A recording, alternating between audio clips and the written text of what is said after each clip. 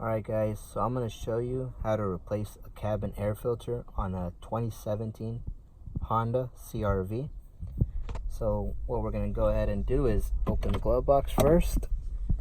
There's this little rod here that we're going to push down on because there's another rod that it clips onto. So we're going to go ahead and push down.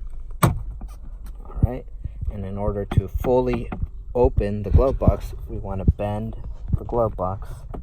Shouldn't be that much strength that you have to do it with. Go ahead and bring it down. Careful not to lean on these guys. Don't want to break it, and then it's going to cost you more money. Up here we have a cover for the cabin air filter.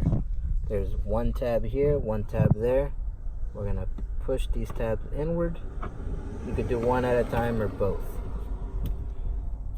Then we have our cabin air filter. Pretty simple. Remove it. It's clean. We're going to go ahead and reuse it. Go ahead and put everything back. Push it back in its place. This guy goes only one way, of course, pointing up. We're going to push it on and make sure it clips. Clipped on both ends. Now we're going to go back together. We're going to pull on this.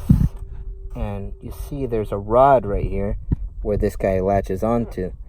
We're going to push up on it until it clips. Now we're going to go ahead and put the glove box back together by bending it on each end. And there. Make sure they didn't get damaged and doesn't fully open. Go ahead and close it. Double check your work. Make sure everything's good. That's it, guys. There's not too much to it. Please don't forget to like, comment, share, and subscribe for more videos. Thank you for taking your time and watching this one. Thank you.